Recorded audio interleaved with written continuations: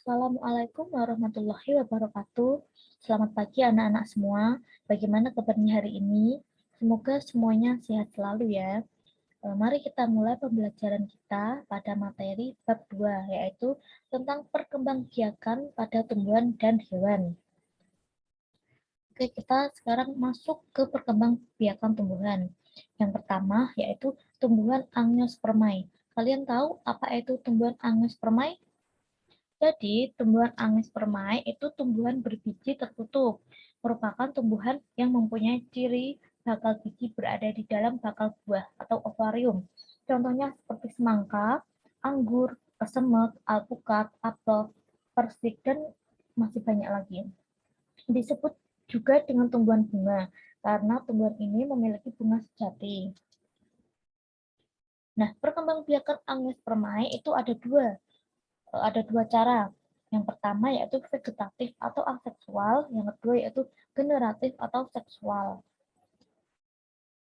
Untuk perbedaannya, vegetatif atau aseksual yaitu cara reproduksinya tidak terjadi peleburan antara sel kelamin jantan dan sel kelamin betina. Sedangkan generatif atau seksual, cara reproduksinya melalui peleburan sel kelamin jantan dan betina. Ciri reproduksi vegetatif hanya melibatkan satu induk dan menghasilkan keturunan yang secara genetik identik dengan induknya. Sering dimanfaatkan untuk mendapatkan bibit unggul karena lebih cepat menghasilkan dan keturunannya memiliki sifat yang sama dengan induknya. Untuk yang generatif, ciri reproduksinya yaitu keturunan yang dihasilkan tidak identik secara genetik dengan induknya, yaitu terus dapat meningkatkan variasi genetik dalam suatu spesies. Nah, perkembangbiakan vegetatif atau aseksual itu mempunyai dua macam. Yang pertama, vegetatif alami dan vegetatif buatan. Perkembangbiakan vegetatif alami pada tumbuhan. Dinamakan vegetatif alami karena tumbuhan ini mampu berkembang biak dengan bagian tubuhnya tanpa bantuan manusia. Terdiri atas rizoma, stolon atau geragi, umbi lapis, umbi batang, tunas, dan tunas adventif. Yang pertama ada rizoma atau akar tinggal. Rizoma adalah batang yang tumbuh di dalam tanah yang berisi cadangan makanan. Rizoma bukanlah akar, melainkan batang. Pada batang yang menyerupai akar tersebut tumbuh tunas yang akan menjadi individu baru. Contohnya seperti jahe, lengkuas, temulawak, dan kunyit. Nah, ini yang disebut ruas dan ini yang disebut buku-buku. Selanjutnya ada stolon atau geragi. Batang yang menjalar baik di atas maupun di bawah permukaan tanah yang dapat berfungsi sebagai alat perkembangbiakan. Pada setiap buku, batang yang menjalar terdapat mata tunas yang dapat tumbuh menjadi individu baru. Nah, ini adalah stolonnya. Untuk contohnya yaitu stroberi, pegangan, rumput teki, dan enceng gondok. Yang selanjutnya, umbi lapis. Umbi lapis memperlihatkan susunan berlapis-lapis yang merupakan modifikasi dari batang dan daun. Pada dasar umbi tersebut terdapat batang yang disebut cakram. Cakram dapat membentuk tunas-tunas yang menghasilkan umbi baru yang disebut ciung bawang. Nah, ini yang disebut lapisan daun, dan ini yang ada di bawah itu cakram. Contohnya seperti bawang merah, bawang bombay, dan bawang putih. Yang selanjutnya, umbi batang. Merupakan tanaman umbi yang menggunakan batang sebagai tempat penyimpanan cadangan makanan.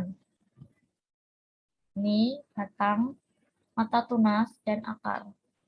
Contohnya seperti ubi jalar, kentang, talas, dan gadung. Nah, selanjutnya ada tunas. Tunas merupakan bagian tanaman yang tumbuh di permukaan tanah di sekitar induk. Contohnya, tunas pada pisang, anakan pisang, terus tebu, selanjutnya tunas pada bambu. Ini namanya tunas. Selanjutnya yang terakhir, kuncup adventif merupakan kuncup yang tumbuh pada tepi daun atau tunas liar pada tepi daun. Contohnya seperti cocor bebek. Nah, ini yang disebut dengan tunas ya. Selanjutnya ada bunga wijaya kusuma. Untuk perkembangbiakan vegetatif buatan pada tanaman dinamakan vegetatif buatan karena tumbuhan ini mampu berkembang biak dengan bagian tubuhnya dengan melibatkan bantuan manusia, terdiri dari mencangkok, merunduk, menyambung atau mengenten, menempel atau okulasi, dan setek. Yang pertama yaitu ada mencangkok. Mencangkok adalah cara untuk menumbuhkan akar pada batang atau ranting tumbuhan. Dapat dilakukan pada tanaman berkayu seperti mangga, rambutan, dan jeruk. Nah, ini cara untuk mencangkok ya. Yang pertama beri tanda pada batang yang akan dicangkok, lalu kupas kulit dan kambiumnya. Setelah terkupas seperti ini, tutup bagian yang dikupas dengan tanah, lalu bungkus plastik atau sabut kelapa. Setelah ditutup, ikat dengan tali, siram bagian yang telah ditutup agar tetap lembab. Setelah itu, jika sudah keluar akar, kita bisa tanam, bisa dipindahkan ke tanah. Selanjutnya ada merunduk. Merunduk dapat dilakukan dengan membenamkan tangkai tanaman ke tanah, sehingga bagian yang tertanam dalam tanah tumbuh akar. Apabila sudah tumbuh akar, maka tanaman dapat dipisahkan dari induknya. Contohnya yaitu bunga alamanda, apel, melati, dan sirih. Nah, ini tahap-tahapnya ya. Caranya merundukkan tangkai tumbuhan. Setelah itu, tanam tangkai tumbuhan tersebut. Selanjutnya, potong tangkai tumbuhan yang dirundukkan setelah tumbuh akar, kemudian tanam hasil rundukan tersebut. Selanjutnya, menyambung atau mengenten. Cara reproduksi menyambung atau mengenten adalah dengan memotong suatu batang tanaman lalu disambung dengan batang tanaman lain yang sejenis yang berbeda sifat, seperti ini. Contohnya yaitu bunga bougainville. Yang selanjutnya, menempel atau okulasi. Dilakukan dengan menempelkan mata tunas yang ada pada kulit tanaman pada batang tanaman lain yang sejenis. Contohnya seperti okulasi pada tanaman alpukat. Yang terakhir ada setek. Setek adalah perkembangbiakan dengan cara menanam potongan atau bagian dari tumbuhan menggunakan potongan tubuh tanaman seperti akar, daun, dan batang.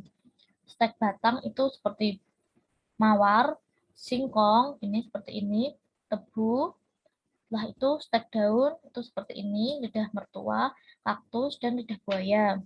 Dan yang terakhir itu stek akar, itu dengan contohnya cemara, sukun.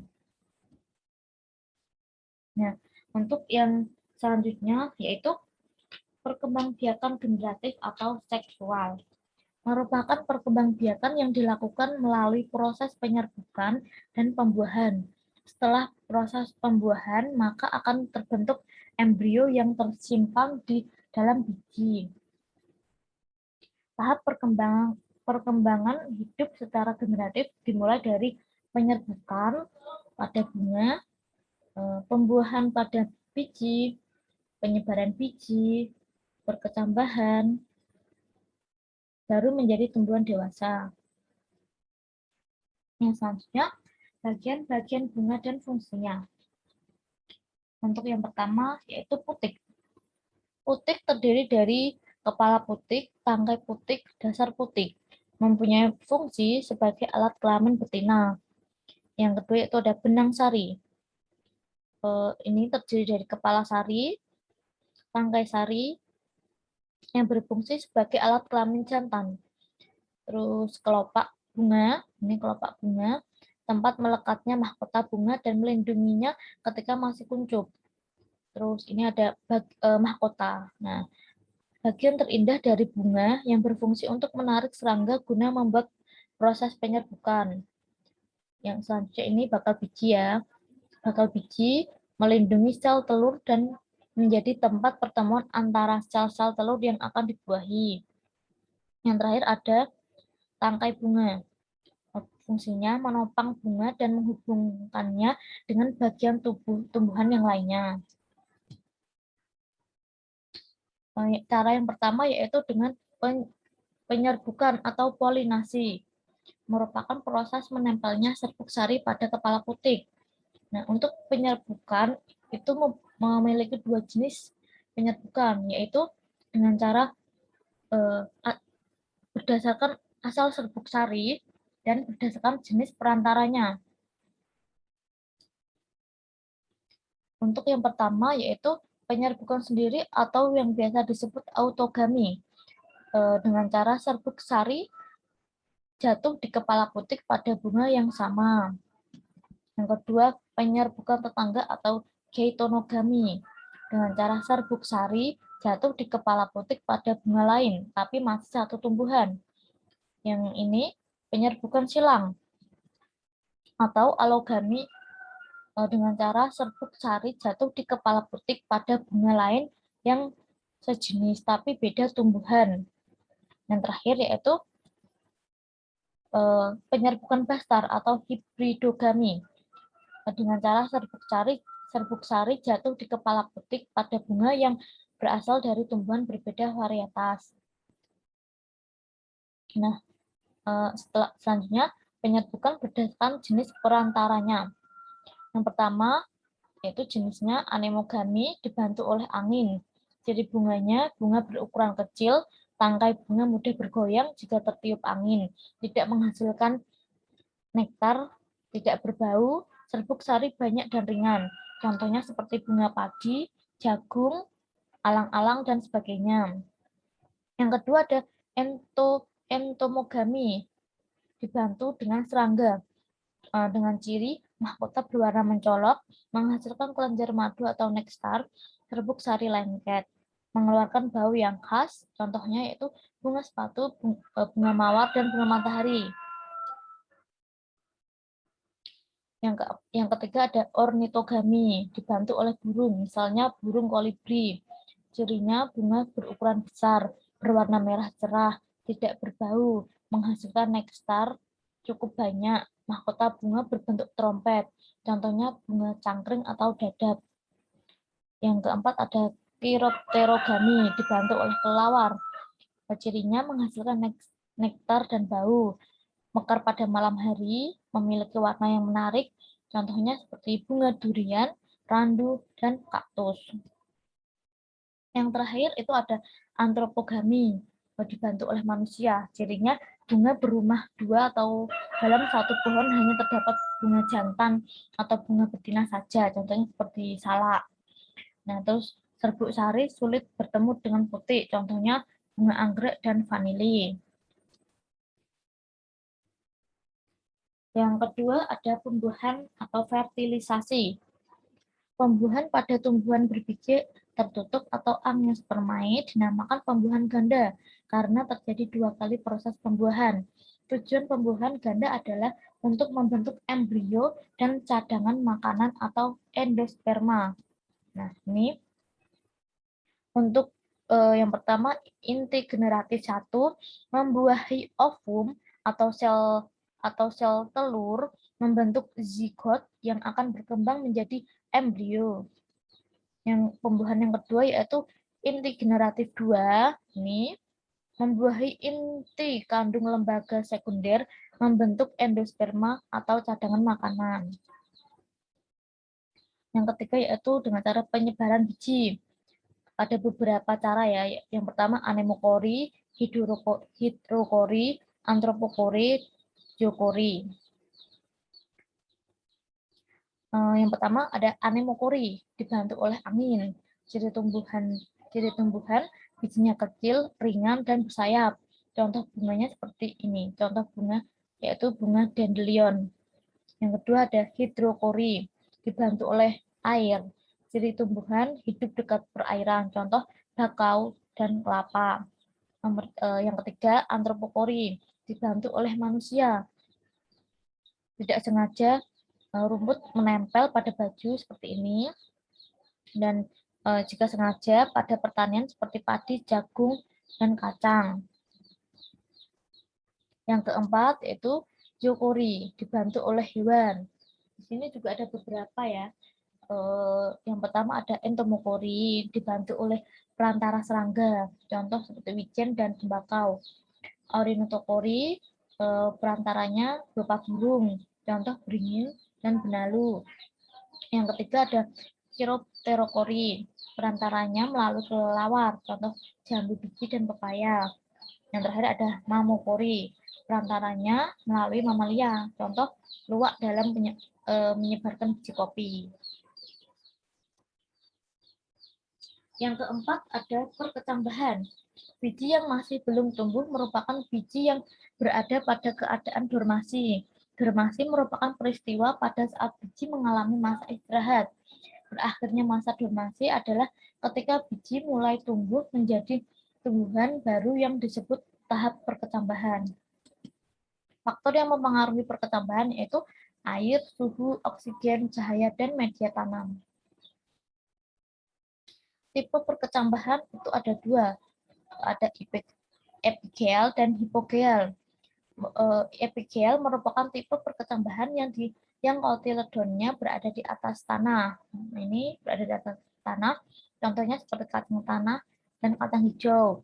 Sedangkan hipogel merupakan tipe perkecambahan yang kotiledonnya berada di bawah tanah, contoh kelapa dan jagung. Selanjutnya, perkembangan biak tumbuhan yang selanjutnya yaitu tumbuhan gimnospermae. Ini berbeda dengan angiospermae ya. Gimnospermae adalah tumbuhan berbiji terbuka, yaitu bijinya tidak tertutup kulit buah.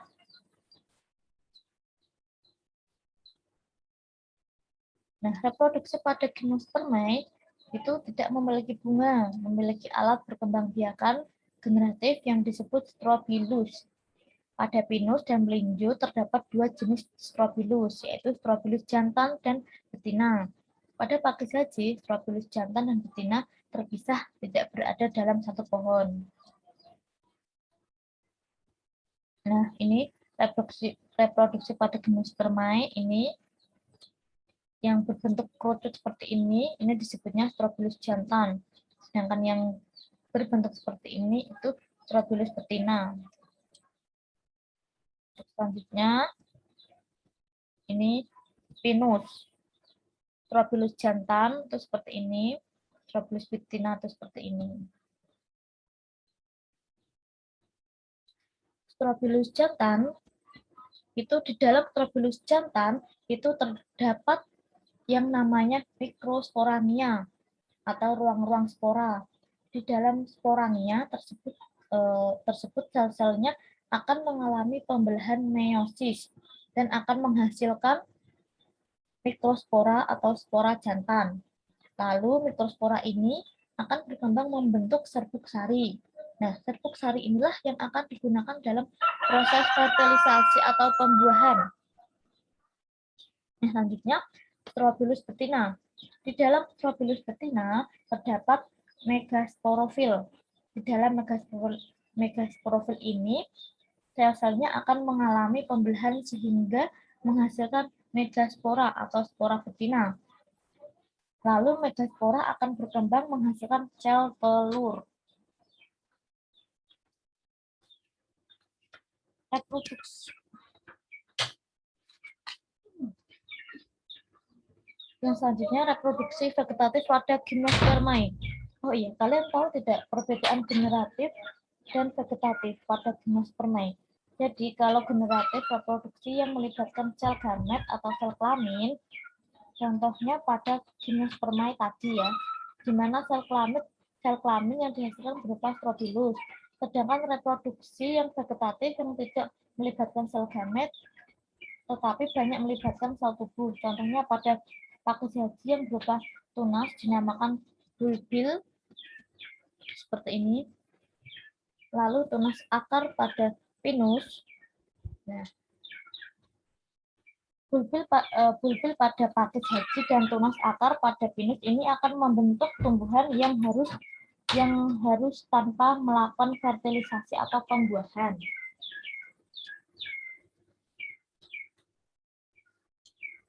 Sekian materi dari Ibu. Terima kasih. Wassalamualaikum warahmatullahi wabarakatuh. Tadi belum.